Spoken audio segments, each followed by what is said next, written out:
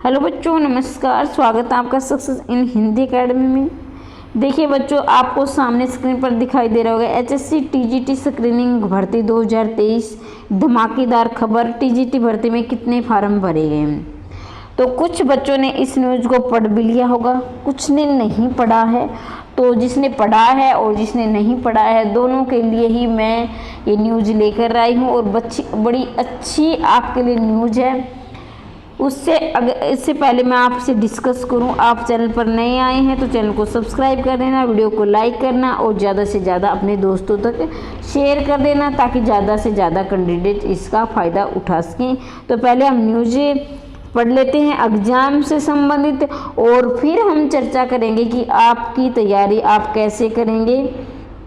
और बड़े ही अच्छे ढंग से हम तैयारी करेंगे, ऐसी तैयारी करेंगे कि इस बार तो आपका सिलेक्शन श्योर होगा। तो देखिए न्यूज़ क्या है। 22 से 23 अप्रैल तक टीजीटी की लिखित परीक्षा होगी। लेकिन बेटा ध्यान दीजिए, इस न्यूज़ में दिया गया है कि 23 अप्रैल तक आपकी जो है लिखित परीक्षा होगी। टीजीटी वाले बच्चों की मैं बात कर रही हूँ यहाँ। लेकिन आप एचएससी की साइट को खोलकर देखेंगे तो वहाँ पर 2 मई तक भी आपकी जो है परीक्षा दी गई, यानी 2 मई तक भी आपकी परीक्षा चलेंगी। लेकिन उन्होंने ये नहीं दिया है कि किस विषय की परीक्षा किस डेट को होगी, किस तारीख को होगी। उन्होंने जो है डेट दे दी गई है, इस तारीख से इस तारीख तक आपकी परीक्षा होगी। लेकिन ये नहीं दिया है कि इस तारीख को आपका इस विषय की परीक्षा होगी, इस तारीख को इस विषय की परीक्षा होगी। तो उम्मीद करती हूँ कि आपको इतना समझ में आ गया होगा। अब मैं बात कर लेती हूँ कि जो टीजीटी की लिखित परीक्षा के लिए कितने अभ्यर्थियों ने फॉर्म भरा है, आपकी प्रतियोगिता कितने कैंडिडेट के साथ रहने वाली है। अब आप इस पर हम चर्चा करेंगे, इसको आप समझेंगे।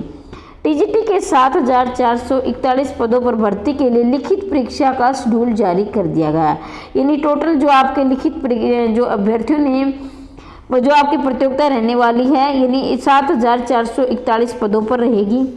और करीब 47,000 युवा इन पदों के लिए 22, 23, 29, 30 और यहाँ 2 मई को और आप मिला लेना, 2 मई तक रहेगी।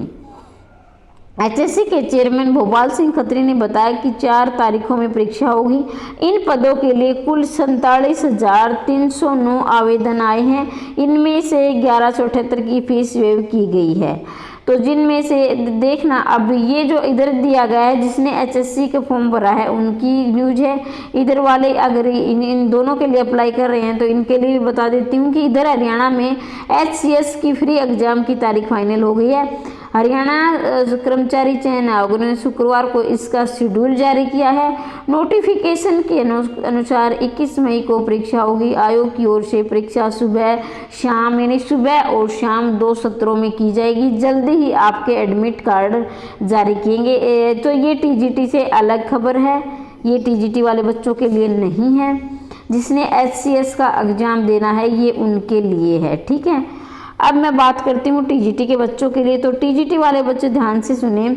अगर आप टीजीटी हिंदी की तैयारी कर रहे हैं, जो आप फ्री तैयारी करना चाहते हैं, तो आप इस चैनल से जुड़ सकते हैं। मैं बिल्कुल फ्री। अब मैंने साहित्य के कुछ भाग डाल दिए, जैसे आदिकाल डाल दिया है, भक्ति काल डाल दिया है। लेकिन इससे पहले मैं आपको एक बात और बताना चाहूँगी। कुछ बच्चे असमंजस की स्थिति में रहते हैं। क्या रहते हैं, मैम ये क्लास टीजीटी के लिए है या पीजीटी के लिए या असिस्टेंट प्रोफेसर के लिए। तो देखे ना बेटा, ध्यान दीजिए, साहित्य होता है, यानी आदिकाल है। जैसे इसका नामकरण किसने किया और कौन सा किया, तो वो सभी में वही आएगा। नेट में भी वही आएगा, पीजीटी में वही आएगा, नेट का भी यही आएगा और DET+B में भी यही आएगा। लेकिन क्या है, थोड़ा सा अंतर कहाँ आ जाता है, अंतर ये आएगा कि नेट में थोड़ा सा गहराई से पूछ लिया जाता है। उनके जैसे उनके क्रम से लगाने आती है रचनाएं, फिर कुछ तारीखें दिया आपको याद हो तो वो दी होती हैं। जो टीजीटी और पीजीटी में क्या है, क्रम से लगाने बहुत कम आते हैं, यानी 1-2 प्रश्न इक्के दुक्के मिल जाते हैं। और इसके साथ ही सन भी कम पूछे जाते हैं। तो मैंने काफ़ी क्लासेस डाल रखी है, वो भी आप जाकर जरूर देखें और आपको पता चल जाएगा कि कैसी मैडम ने क्लास डाल रखी है। और इसके साथ ही जो मैं एनसीईआरटी की बात कर रही हूँ, कुछ बच्चे एनसीईआरटी को लेकर बेहद चिंतित हैं। तो बेटा ध्यान दीजिए, मैं एनसीईआरटी भी करवाऊंगी, लेकिन जो हरियाणा का जो पैटर्न है एनसीईआरटी के, यानी 100 मान लीजिए आपका एग्जाम है 100 नंबर का, ठीक है, लेकिन क्या है कि जो हरियाणा है एनसीईआरटी के उसमें 20 से 25 क्वेश्चन मुश्किल से एनसीईआरटी से देगा। 20 से 25 क्वेश्चन आपके मिलेंगे व्याकरण से संबंधित। बाकी जो है आपका ज़्यादा जो पैटर्न रहने वाला है वो साहित्य का ज़्यादा आएगा। तो मेरा जो मानना है कि पहले हम साहित्य को पूरा करते हैं, और क्योंकि वहाँ हमें ज़्यादा नंबर मिल रहे हैं तो वहाँ हमें हमारे जो सिलेक्शन लेने के चांस वहाँ ज़्यादा बढ़ जाते हैं।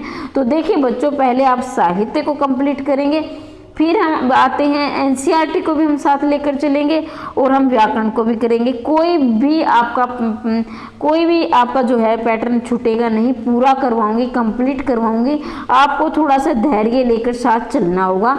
और अब मैं बड़ी आपके लिए मैराथन क्लास लेकर आऊँगी, जिससे कि मैंने केवीएस के बच्चों की तैयारी करवाई थी, तो वहाँ भी मैं मैराथन क्लास से मैंने तैयारी करवाई थी। अब मैं आपके लिए 2-2, 3-3 घंटे की मैराथन लेकर आऊँगी। बस आप मेरे साथ जुड़िए और मुझे भरोसा कीजिए। और लेकिन इसके साथ ही मैं तो वीडियो डालती रहूँगी, लेकिन आप कितनी तैयारी करोगे, आप में कितनी क्षमता है, आप अपनी क्षमता को पहचानिए।